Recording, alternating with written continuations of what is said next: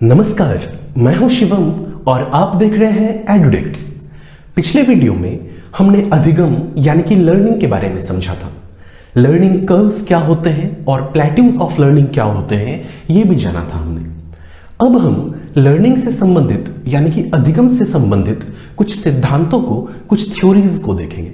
और जो पहली थ्योरी यहां हम देखने जा रहे हैं वो है शास्त्रीय अनुबंधन या फिर प्राचीन अनुबंधन का सिद्धांत, जिसे कि क्लासिकल कंडीशनिंग थ्योरी कहते हैं। इस वीडियो में हम सबसे पहले तो ये जानेंगे कि क्लासिकल कंडीशनिंग की थ्योरी क्या होती है। इसके बाद एक एक्सपेरिमेंट को देखेंगे जो कि पावलोव ने किया था एक डॉग के ऊपर। फिर जॉन वाटसन के लिटिल एल्बर्ट एक्सपेरिमेंट को देखेंगे और इसके बाद इस पूरी थ्योरी का क्या एजुकेशनल इंप्लीकेशन हो सकता है, शिक्षा में हम इसे कैसे इस्तेमाल कर सकते हैं वो जानेंगे। चलिए देखते हैं। थ्योरी ऑफ क्लासिकल कंडीशनिंग यानी कि शास्त्रीय अनुबंधन का सिद्धांत, जिसे कि दिया था पावलोव ने। सबसे पहले तो यह समझते हैं कि यहां पर क्लासिकल का मतलब क्या है और कंडीशनिंग का मतलब क्या है।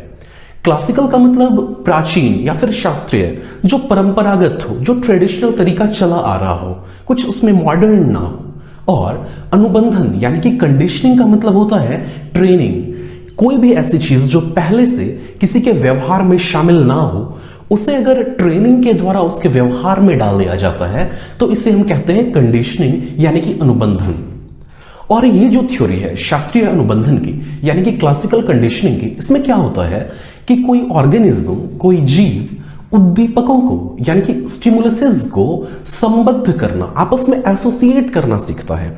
कोई ऐसा स्टिमुलस जो कि पहले किसी चीज से नेचुरली जुड़ा हुआ नहीं था, उसे जोड़ना सिखाया जाता है। यहां इस सेंटेंस का मतलब आगे क्लियर हो जाएगा जब आप एक्सपेरिमेंट को देखोगे। शास्त्रीय अनुबंधन को सबसे पहले पावलोव ने कुत्ते पर सिद्ध करके दिखाया था और बाद में वाटसन ने इसी चीज को अल्बर्ट नाम के एक बच्चे पर भी सिद्ध करके दिखाया। वाटसन ने यह बताया कि ऐसा नहीं है कि सिर्फ कुत्ते पर ही क्लासिकल कंडीशनिंग की थ्योरी अप्लाई होती है, बल्कि इंसान के बच्चों पर भी इसे अप्लाई किया जा सकता है। तो आगे हम समझेंगे इन्हीं दोनों एक्सपेरिमेंट्स को। चलिए सबसे पहले देखते हैं पावलोव का एक्सपेरिमेंट। पावलोव एक कुत्ते पर एक्सपेरिमेंट कर रहे थे। वो एक्चुअली ये समझना चाह रहे थे कि कुत्ते के अंदर पाचन की प्रक्रिया यानी कि डाइजेशन का प्रोसेस कैसे कंप्लीट होता है। और उसी एक्सपेरिमेंट के दौरान उन्होंने कुछ ऐसा ढूंढ निकाला जो कि साइकोलॉजी में, एजुकेशनल साइकोलॉजी में एक बहुत ही महत्वपूर्ण स्थान पा चुका है। चलिए समझते हैं इस एक्सपेरिमेंट को। देखो यहां पर सबसे पहले क्या होता है, जबकि कंडीशनिंग नहीं हुई है, जबकि कुछ भी किया नहीं गया है, जो नेचुरल है क्या है कि मान लो कि फूड आता है कुत्ते के सामने, कुत्ते का जो भोजन है, मान लो कि मीट लाया गया कुत्ते के सामने, और कुत्ता क्या करता है, लार टपकाने लग जाता है, कुत्ते में सैलिवेशन होने लग जाता है, यानी कि लार टपकना शुरू हो जाता है। यहां कुछ ट्रेनिंग नहीं दी गई है, ये नेचुरल है। ये जो फूड है ये अनकंडीशनड स्टिमुलस है, यहां कुछ ट्रेनिंग नहीं हुई है, नेचुरल स्टिमुलस है। और इसका जो रेस्पॉन्स है सैलिवेशन यानी कि लार टपकना, वो भी ट्रेन्ड रेस्पॉन्स नहीं है, कंडीशनड रेस्पॉन्स नहीं है, अनकंडीशनड रेस्पॉन्स है, यानी कि नेचुरल रेस्पॉन्स है। इसी दौरान एक और चीज को समझते हैं। मान लो उस कुत्ते के सामने एक घंटी बजाई जाती है, तो क्या वो लार टपकाने लगेगा? नहीं, क्योंकि वो घंटी को नहीं खाता है। और लार कब टपकती है? जबकि कोई खाने का सामान, कोई स्वादिष्ट सामान सामने आता हो तब ना। तो कुत्ता अगर फूड को देखता है तो लार टपकाने लगता है नेचुरली, और अगर उसके सामने घंटी बजाई जाती है तो लार नहीं टपकाएगा, ये नेचुरल है। बट देखो फिर कंडीशनिंग में यानी कि अनुबंधन के दौरान क्या किया जाता है। यहां पर ऐसा किया जाता है कि कुत्ते के पास जब भी फूड लाया जाता है तो ठीक उसी वक्त बेल भी बजाया जाता है, घंटी भी बजाई जाती है, और इस चीज को रिपीट किया जाता है। जब भी कुत्ते को फूड दिया जाता है उस वक्त बेल भी बजाया जाता है। यानी कि अब धीरे धीरे क्या हो गया है कि कुत्ता इन दोनों चीजों को, ये जो एक स्टिमुलस है नेचुरल, कौन सा, फूड, और जो ये नेचुरल स्टिमुलस नहीं था, कौन सा, बेल, इन दोनों को जोड़कर देखने लग गया है। यानी कि फूड को अब वो रिलेट कर पाने लग गया है बेल के साथ, और बेल को रिलेट कर पा रहा है वो किसके साथ, फूड के साथ।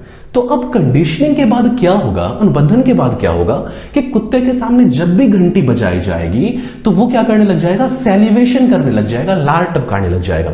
इसका मतलब ये नहीं है कि वो बेल को खाना चाहता है, वो घंटी को खाना चाहता है, ऐसा नहीं है, बल्कि वो इस बेल के साउंड को, इस स्टिमुलस को रिलेट कर लिया है किस चीज से, फूड के साथ। हमने थोड़ी देर पहले देखा था कि शास्त्रीय अनुबंधन में कोई भी जीव क्या करता है, अलग अलग स्टिमुलसेस को, अलग अलग उद्दीपकों को आपस में एसोसिएट करना सीख पाता है।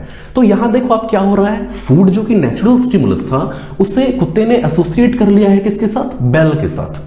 तो यहां पर क्या हुआ, अब कुत्ते के सामने जब भी बेल बजाया जाता था तो वो क्या करने लग जाता था, सैलिवेट करने लग जाता था, लार बनाने लग जाता था। तो ये ही बात है किस चीज की, क्लासिकल कंडीशनिंग की, यानी कि ट्रेनिंग के द्वारा स्टिमुलसेस को क्या किया गया है, एसोसिएट कर दिया गया है। अभी हमने जो एक्सपेरिमेंट देखा उसे एक टेबल के माध्यम से समझते हैं। यहां पर 3 अलग अलग स्टेजेस हैं। पहला है अनुबंधन से पूर्व यानी कि बिफोर कंडीशनिंग, दूसरा है ड्यूरिंग कंडीशनिंग यानी कि जबकि कुत्ते को ट्रेन किया जा रहा था उस वक्त का स्टेज, और जब कुत्ता ट्रेंड हो चुका है आफ्टर कंडीशनिंग वाला स्टेज। सबसे पहले स्टेज में क्या होता है, जो फूड है वो नेचुरल स्टिमुलस है यानी कि अनकंडीशनड स्टिमुलस है, और जो सैलिवेशन है वो भी क्या है, अनकंडीशनड रेस्पॉन्स है, कोई ट्रेनिंग के बाद का रेस्पॉन्स नहीं है, नेचुरल रेस्पॉन्स है। और जब ट्रेनिंग हो रही है कुत्ते की ड्यूरिंग कंडीशनिंग तो क्या होता है, एक न्यूट्रल स्टिमुलस यानी कि ऐसा स्टिमुलस जिससे कि पहले उस कुत्ते पर कोई असर नहीं पड़ता था, उसे जोड़ दिया गया, उसे एसोसिएट कर दिया गया किस स्टिमुलस के साथ, अनकंडीशनड स्टिमुलस के साथ, यानी कि जो नेचुरल स्टिमुलस था, जो कि नेचुरली कुत्ते में सैलिवेशन करवाता था, उसके साथ जोड़ दिया गया है किसको, बेल को। और यहां क्या होता है, कुत्ते में सैलिवेशन होता है। इसके बाद जब कंडीशनिंग हो चुकी है तो क्या होता है, जब भी बेल बजाया जाता है तो कुत्ता सैलिवेट करता है। यहां पर बेल क्या है, कंडीशनड स्टिमुलस है। ये पहले से कुत्ते के लिए स्टिमुलस नहीं था, उसके लिए एक न्यूट्रल चीज था, ये कोई असर नहीं पड़ता था कुत्ते पर बेल का।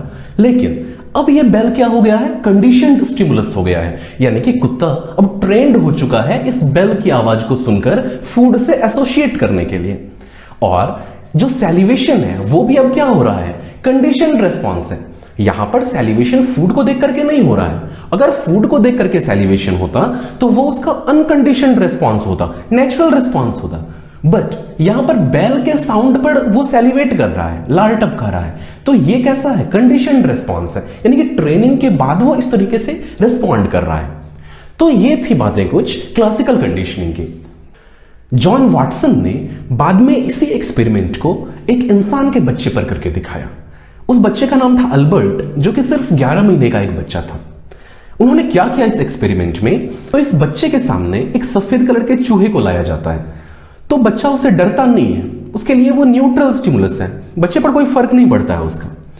और एक और चीज को यहां समझते हैं कि अगर उसी वक्त क्या किया जाता था, किसी मेटल के बने हुए रॉड पर हथौड़े से जोर से ठोका जाता था तो उस आवाज से बच्चा क्या होता था, डर जाता था और रोने लग जाता था। ये दोनों चीजें अलग अलग थी, समझ रहे हो ना। जो पहली बात है वो क्या है कि बच्चा इस व्हाइट रैट को देख करके डरता नहीं था, उस पर कोई असर नहीं पड़ता था इसका। और दूसरी बात ये है कि यहां पर अगर किसी मेटल के बने हुए रॉड पर हथौड़े से जोर से ठोका जाता था, बहुत ही कर्कश आवाज निकाली जाती थी, तो बच्चा डर जाता था और रोने लग जाता था। ये इसका नेचुरल रिफ्लेक्स था, नेचुरल रिस्पॉन्स था। और अब जब कंडीशनिंग की जा रही है, ट्रेनिंग की जा रही है, तो क्या किया जाता था, जब भी इस व्हाइट रैट को बच्चे के सामने लाया जाता था उसी वक्त बहुत जोर से वो मेटल की आवाज निकाली जाती थी, हथौड़े को ठोका जाता था किसी चीज के ऊपर। तो बच्चा डरता था इस आवाज से, लेकिन अब वो क्या करने लग गया है कंडीशनिंग के दौरान, इस आवाज को इस चूहे के साथ, व्हाइट रैट के साथ रिलेट करके देखने लग गया है, क्योंकि दोनों चीज हमेशा एक साथ बच्चे के सामने प्रस्तुत की जाती थी। जब भी व्हाइट रैट को बच्चे के सामने लाया जाता था, ठीक उसी वक्त ये जोड़ की आवाज सुनाई जाती थी बच्चे को। अब इस वजह से क्या हो गया कि बच्चा इन दोनों स्टिमुलसेस को आपस में एसोसिएट कर लिया है। और कंडीशनिंग के बाद क्या होता है, अब बच्चे के सामने जब भी ये व्हाइट रैट को लाया जाता है तो बच्चा डर करके रोने लग जाता है। और इतना ही नहीं, इस रैट से मिलता जुलता कोई भी चीज, अगर कोई सॉफ्ट सा टॉय, कोई टेडी बियर या ऐसा कुछ भी बच्चे के सामने लाया जाता था तो बच्चा क्या करता था, डर करके रोने लग जाता था। तो यहां पर भी क्या हुआ है, कंडीशनिंग हुई है, बच्चा इन दोनों स्टिमुलस को आपस में एसोसिएट करके देखने लग गया है। अब समझते हैं कंडीशनिंग से रिलेटेड कुछ प्रक्रियाओं को, कुछ प्रोसेसेस को।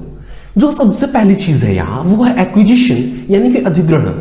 अधिग्रहण का मतलब क्या हुआ कि जबकि वो कुत्ता उस बिहेवियर को सीख लिया, जब वो उसमें ट्रेंड हो गया, जब वो बेल की आवाज को एसोसिएट कर पा रहा है किस चीज के साथ, फूड के साथ, तो ये चीज क्या कहलाता है, ये ट्रेनिंग क्या कहलाता है, एक्विजिशन यानी कि अधिग्रहण। फिर जो बात आती है वो है तात्कालिकता की, यानी कि कॉन्टिग्विटी की। इसका मतलब है कि जो दो स्टिमुलस है जिन्हें कि हम रिलेट करवाना चाहते हैं, एसोसिएट करवाना चाहते हैं, उन दोनों का समय अंतराल ज्यादा नहीं होना चाहिए। मान लो कि कुत्ते के सामने बेल बजा दिया गया और 5 मिनट के बाद फूड लाया जाता, तो क्या वो एसोसिएट कर पाता इन दोनों चीजों को? नहीं, तत्काल सामने लाना होता है। दोनों स्टिमुलसेस एक साथ उस कुत्ते के सामने आए तभी यहां पर कंडीशनिंग हो पाती है। तो ये है तात्कालिकता। फिर बात आती है उद्दीपक सामान्यीकरण, यानी कि स्टिमुलस जनरलाइजेशन की। इसका मतलब क्या है? जैसे कि आपने देखा था कि वो जो बच्चा था वो व्हाइट रैट के ही जैसा किसी दूसरे खिलौने को देखने पर भी क्या करता था? रोने लग जाता था बाद में। एक दूसरा एग्जांपल लेते हैं। मान लो कि वो कुत्ता जो कि बेल के साउंड को फूड के साथ एसोसिएट कर पा रहा था, लेकिन उस बेल से मिलती जुलती अगर कोई दूसरी आवाज आती है तो वो उस पर भी सैलिवेट अगर करने लग जाता है, तो ये क्या कहलाता है? Stimulus generalization. वो समझ नहीं पाता है कि ये फूड वाला बेल है या कोई दूसरी आवाज है। लेकिन जब वो स्टिमुलसेस में डिफरेंस करना सीख जाता है, यानी कि ये बेल जो है ये फूड वाली बेल है और ये जो दूसरी आवाज है ये फूड से रिलेटेड नहीं है, तो इसे क्या कहते हैं? उद्दीपक विभेदीकरण, यानी कि स्टिमुलस डिस्क्रिमिनेशन। और अगर ऐसा हो कि बार बार कुत्ते के सामने बेल बजाया जाए, वो सैलिवेट करे लेकिन फूड लाया ना जाए, अगर इस चीज को रिपीट किया जाएगा बहुत बार, तो फिर क्या होता है? ये जो व्यवहार वो सीखा था वो भूल जाता है। उसने जो ट्रेनिंग ग्रहण की थी, जो कंडीशनिंग हुई थी, वो क्या हो जाती है? एक्सटिंक्ट हो जाती है, विलुप्त हो जाती है। तो इसे क्या कहा जाता है? एक्सटिंक्शन कहा जाता है। और फिर कभी अगर ऐसा होता है कि अचानक से बेल बजी और कुत्ता सैलिवेट करने लग गया, लार टपकाने लग गया, वो जो कंडीशनिंग हुई थी वो दोबारा शो होने लगी उसके बिहेवियर में, तो ये प्रोसेस क्या कहलाता है? स्पॉन्टेनियस रिकवरी, यानी कि सहज पुनः प्राप्ति। तो ये थे कुछ प्रोसेसेस कंडीशनिंग से रिलेटेड। अब समझते हैं कि क्लासिकल कंडीशनिंग को एजुकेशन में किस तरीके से हम इंप्लीमेंट कर सकते हैं।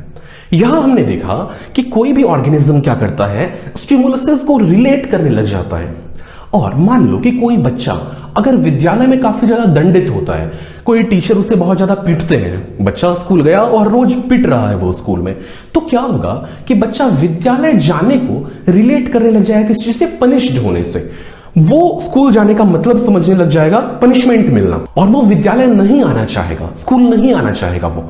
इसलिए क्या जरूरी है कि स्कूल का सब कुछ, सारा माहौल ऐसा हो कि बच्चा पॉजिटिव सेंस में उसे रिलेट कर पाए और स्कूल आने के लिए प्रेरित हो, मोटिवेट हो।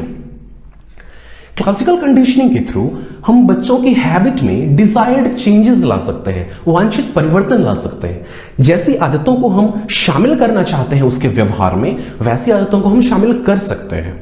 और एक चीज जो आपने अपने स्कूल लाइफ में भी फील किया होगा कि किसी सब्जेक्ट के टीचर अगर अच्छे होते हैं तो उस सब्जेक्ट में आपका इंटरेस्ट नेचुरली बढ़ जाता है, यानी कि बच्चे की अभिरुचि उस विषय के शिक्षक के व्यवहार पर निर्भर करती है। अगर टीचर अच्छे से बात करेंगे, उनका इंटरेक्शन पॉजिटिव होगा, तो बच्चा नेचुरली उस सब्जेक्ट में भी रुचि रखने लग जाएगा, इंटरेस्टेड हो जाएगा। लेकिन अगर टीचर का बिहेवियर अच्छा नहीं है तो बच्चा भी उस सब्जेक्ट के प्रति क्या हो जाएगा? उदासीन हो जाएगा, न्यूट्रल हो जाएगा, वो पसंद नहीं करेगा उस सब्जेक्ट को। तो ये कुछ बातें थी क्लासिकल कंडीशनिंग से रिलेटेड, जिन्हें कि हम इंप्लीमेंट कर सकते हैं एजुकेशन सिस्टम में। आई होप कि आपको क्लासिकल कंडीशनिंग का ये पूरा कॉन्सेप्ट समझ में आया होगा। अगर वीडियो आपको अच्छा लगा तो लाइक करें, कमेंट्स में बताएं कि आपको कैसा लगा, अपने फ्रेंड्स के साथ शेयर करें और चैनल को सब्सक्राइब करना बिल्कुल भी ना भूलें। आप फेसबुक पर और टेलीग्राम पर भी एडुडिक्ट्स के साथ जुड़ सकते हो, जिसके की लिंक आपको मिल जाएंगे वीडियो के डिस्क्रिप्शन में। Thank you.